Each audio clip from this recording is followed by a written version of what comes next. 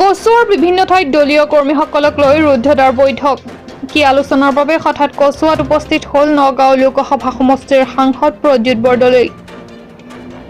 সাংবাদিকৰ প্ৰশ্নৰ উত্তৰত কি মন্তব্য কৰিছে কামপুৰৰ পৰা মাইনুদ্দিন হকৰ ৰিপৰ্ট, নগাঁও লাইভ, আছাম 24। মইতো আহিয়ে থাকোঁ, মাজে সময় আহি থাকোঁ, তোমালোকক কৈ পেলাই নাহোঁ আৰু সেইটোৱে। আপোনালোকৰ যি বিৰোধী দল আছে একত্ৰিত হৈ সাহস গোষ্ঠীক হেৰুৱাব পাৰিব নিশ্চয়, কাৰণ সেইটো এটা কথা বতৰা চলি আছে অল ইণ্ডিয়া পৰ্যায়তে। চবেই এৰা ধৰা কৰিব লাগিব আৰু এইবিলাক কথা বতৰা চলি আছে। অদূৰ ভৱিষ্যতত নিশ্চয় এনেকুৱা ধৰণৰ কিবা এটা, যেনেকৈ ৭৭ চনত ইমাৰ্জেঞ্চিৰ পিছত যেনেকৈ। নমস্কাৰ মহাশয়, আপুনি নিশ্চয় আপোনাৰ মৰমৰ শিশুটিৰ শৈক্ষিক ভৱিষ্যতৰ কথা চিন্তা কৰিছে।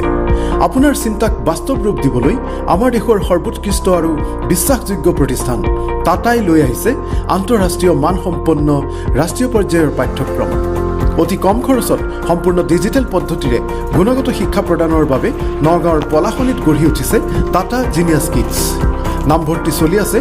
অধিক তথ্যৰ বাবে যোগাযোগ কৰক 8638686660। বিৰোধী দলবিলাক একলগ হৈ পেলাই একেলগে ফাইট কৰিছিলে, তেনেকুৱা ধৰণৰ এটা সম্ভাৱনা আছে আৰু সেই সম্ভাৱনা বেছ প্ৰকট হৈ উঠিছে। সাম্প্ৰদায়িক মন্তব্যই কি অসমখনক বিভাজন কৰিব? সাম্প্ৰদায়িক পলিটিক্স কৰি পেলাই কেতিয়াও কোনো এটা জাতি বা কোনো এখন সমাজ মহৎ হ'ব নোৱাৰে।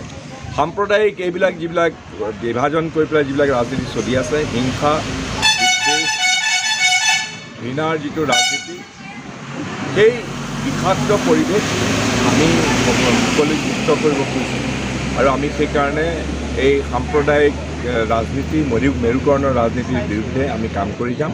মানুহৰ সাধাৰণ গৰীব দুখীয়া মানুহৰ যিবিলাক মৌলিক সমস্যা, সেই মৌলিক সমস্যাবিলাক সমাধানৰ কাৰণে আমাৰ কংগ্ৰেছ দলে কাম কৰি আছে। ৰহা সমষ্টিত আপোনাৰ যি উন্নয়নৰ ঘোঁৰা ঘূৰি আছে, কিমান দূৰ ঘূৰিব? উন্নয়নৰ ঘোঁৰা কোনে ধৰিছে?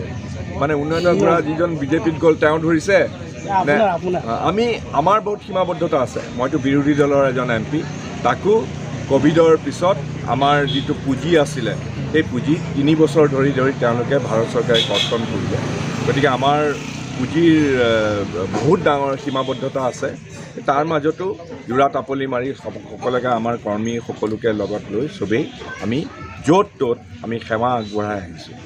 ৰহা সমষ্টিটো হৈছে এনেকুৱা এটা সমষ্টি য'ত নেকি বিভিন্ন সমস্যাৰে জৰাজীৰ্ণ সমষ্টি, আৰু সেই সমষ্টিৰ বিধায়কজন বৰ্তমান আপোনাৰ সাহস গোষ্ঠীৰ লগত সম্পৰ্ক আছে আৰু উন্নয়নৰ ক্ষেত্ৰত গৈছে বুলি কৈছে। আৰু বহুত সময়ত মানে কি ৰাইজৰ অভিযোগ উঠে যে ৰহা সমষ্টিত উন্নয়ন হোৱা নাই। এইটো আমাৰ দুৰ্ভাগ্য যে এতিয়াৰ বৰ্তমানৰ যিজন ৰহাৰ MLA, তেওঁকতো মানুহে কংগ্ৰেছ বুলিহে ভোট দিছিলে। গতিকে তেওঁ এতিয়া বিজেপিৰ পক্ষত গৈছে, সেইটো ৰাইজে নিশ্চয় জবাবদিহি তেওঁক কৰিব, কাৰণ ৰাইজক বিশ্বাসঘাতকতা কৰা হৈছে। যদি উন্নয়ন সঁচাকৈ উন্নয়নৰ স্বাৰ্থত গৈছে, উন্নয়নটো ক'তো হোৱা নাই। মইহে বৰঞ্চ চাৰিওফালে মোৰ সীমিত পুঁজিৰে সৈতে, পুঁজি নাই, ক'ৰবাত নামঘৰ, ক'ৰবাত মন্দিৰ, ক'ৰবাত সৰু ব্ৰিজ এখন, সৰু ৰাস্তা এটা, তেনেকুৱা ধৰণৰ বস্তুবিলাক কামবিলাক মইহে কৰি আছোঁ বিৰোধী দলৰ সদস্য হিচাপে।